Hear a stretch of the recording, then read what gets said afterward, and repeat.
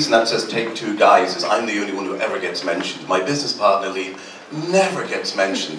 So a big round of applause for Liam, because he did it with me, you know? Okay, I'm just going to give you a potted history of how we found business over the years. I mean, okay, Take Two Guys who like beer. Born in Dublin, but I went to college in England and I saw these craft breweries, microbreweries as they were called back then, all with a sense of local identity, community, very, very interesting. So back then, way before we ever did the Porthouse, we set up a brewery in Blessington called Harty's, and that was back in 1983. I was only 24.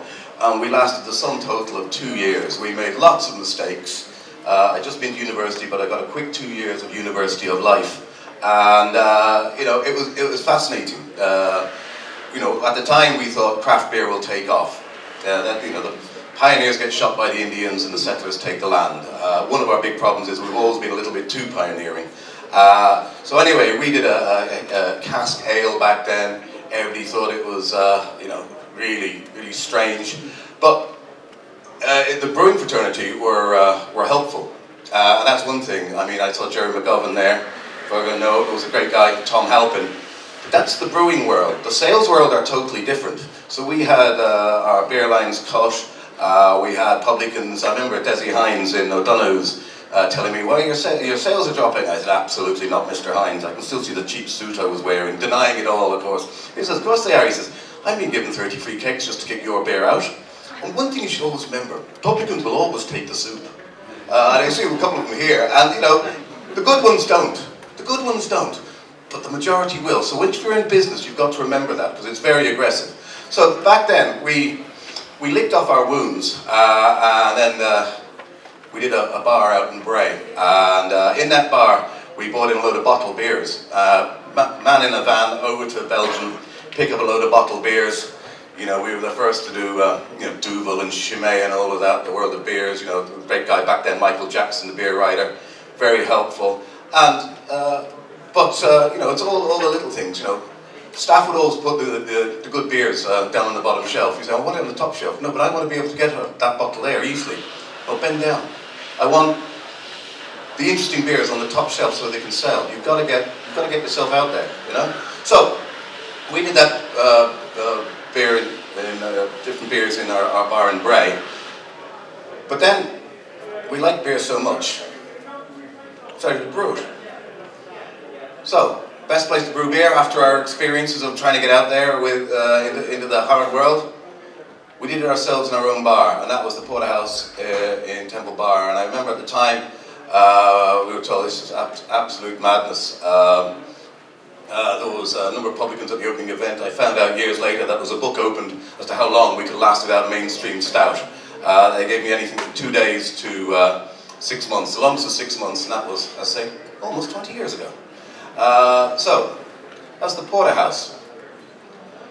And so we were now offering 3 stouts. People were saying, how can you offer 3 stouts? Guinness is stout. And it's the mental block in Ireland. People were just, you know, it's like Hoover and vacuum cleaner. And you could see that Ireland was becoming a very uninteresting place beer-wise. So we're just trying to spark people's imagination. Back then, just in order to get some publicity, because we're just a small company, we brought out a lager and we called it Wiser Buddy.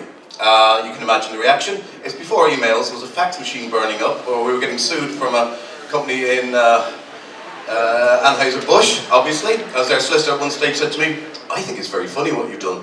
My clients don't." Anyway, that progressed, and they made us promise to change the name, and they had the Americans would call it a cease and desist injunction, and you know, we had all sorts of things. We said, "Okay, we'll change the name." Then eventually the solicitor said to me, "Do you promise you'll change the name? You'll do everything in your power to change the name?" I said, "I promise, I give you my word." So then we had a radio campaign to change the name to be formerly known as Wiser Buddy. They went mad. Okay, but all of this is just guerrilla marketing, just to get yourself in front of the public.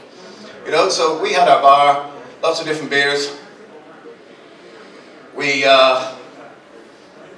then did a bar in London, still is the biggest single bar in London, so we supply to ourselves, we supply outside the chain as well. We were playing porter, we won the gold medal back in 1998. I say London is a supreme place. We then moved the brewery out to Ballycoolan. We're moving again soon to Glasnevin. We did a bar up in Glasnevin called Porterhouse North.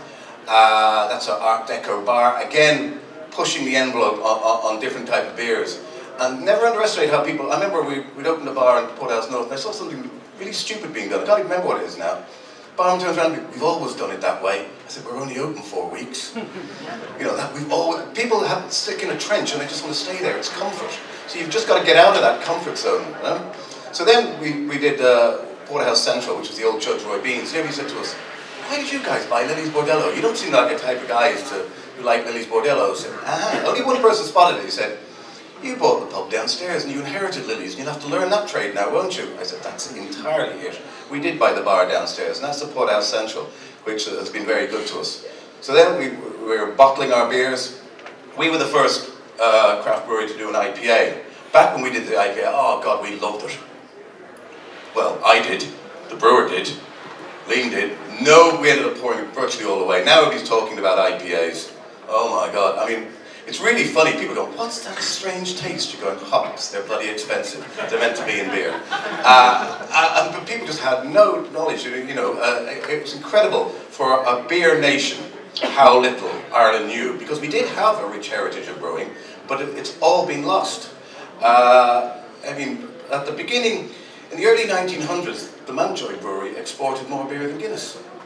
I mean, they weren't small breweries, they were huge. And it's part of our rich heritage, which I can see now is coming back. I mean, what's brought it back is we lobbied hard a number of years ago, and we got the tax break for craft breweries. And without that tax break, there would be no craft breweries in this country, because it's a great break to just give you that leg up, because a small brewery needs all the help it can get. I mean, I always jokingly say there's 2 types of people go into the world of craft brewing. The 2 extremes are, you've got the hippie with the 3-legged greyhound at one end, and at the other end, you've got some business person who's just read a Nielsen report and knows shag all about beer. At least the hippie has some passion, you know, and will probably do very well, but they'll have to learn business. But in the middle is the person who just loves beer, loves the opportunity. You have to like what you're doing, you know. Anyway, after that, oh yes, I was talking about we were the first to do an IPA. We were also the first to port a stout. We did 11% stout and we put it into Jameson whiskey casks. Came out at 13%, absolutely gorgeous. And every time you put it in front of an Irish person, they go, geez, you wouldn't drink 8 pints of that. You're not supposed to. Oh God. You can almost take a bet on that reaction every time it's in front of an Irish person, you know? Okay, then in 2011, again, Plain Porter won the best stout in the world. Which was great to get. 4 years ago we opened a bar in New York, Francis Tavern, and we put a Dingle whiskey bar into there. So, actually I forgot all about this. Yeah. So, we put a Dingle whiskey bar in there because we were going forward to doing a distillery down in Dingle.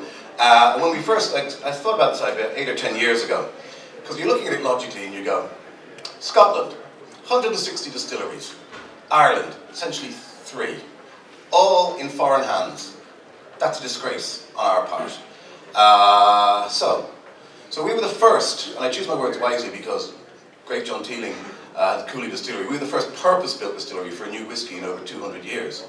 So at one stage we were the only Irish-owned Irish whiskey company in the world, which is not a credit to us, it's a travesty on the rest of us. You know, we should have more out there. We have a great marketplace from which to jump off, and we need to tell the world. And we can all know what Irish whiskey is doing now. But when I first started this, looking at it logically, and said, well, and in Scotland, 1 in 5 of the working population is involved directly or indirectly in the whiskey industry. And I'm not including doctors and nurses, by the way. And mainly it's around whiskey tourism. My business model was small distillery called Edredar. 4 people in production, 25 people in the shop selling. And it's a magical little place, absolutely magical. So with that in mind, and bearing in mind whiskey is distilled beer, I said it to my business partner Liam, and he's going, yeah, I mean, he immediately presumed we were going to put our distillery out in our brewery in Ballycoolan, which is a very picturesque, not industrial estate near Blanchardstown. You know, whiskey, you always need a backstory. So he presumed we were going to put the stills there. I said, no, we're going to put them down in Dingle. He goes, can we put them any further away than where we live? Which is a valid point, a very valid point. So I said, no. I said, he said, will the flavour taste any different? Arguably yes, arguably no. Obviously, Gulf Stream, all of this. But anyway, we put it down in Dingle because it's a magical place.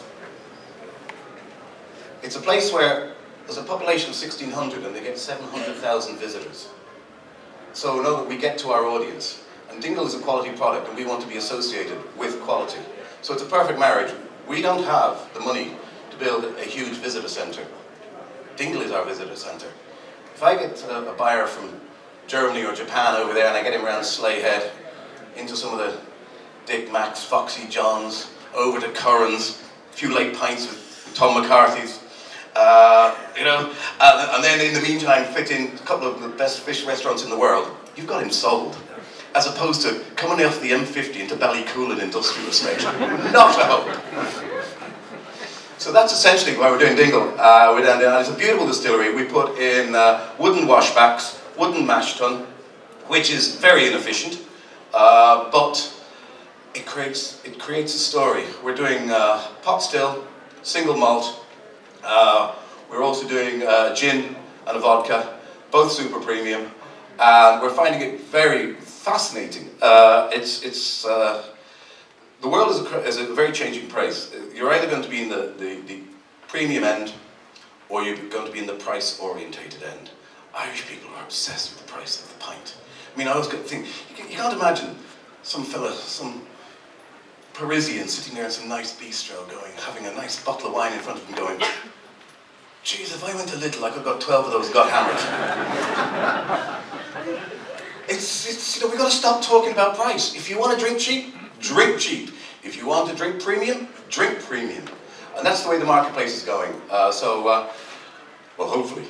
So we're looking forward to the future of everything we're doing, and we like to think ourselves as always being helpful to other craft breweries and craft distilleries. And yeah, just want to say thank you.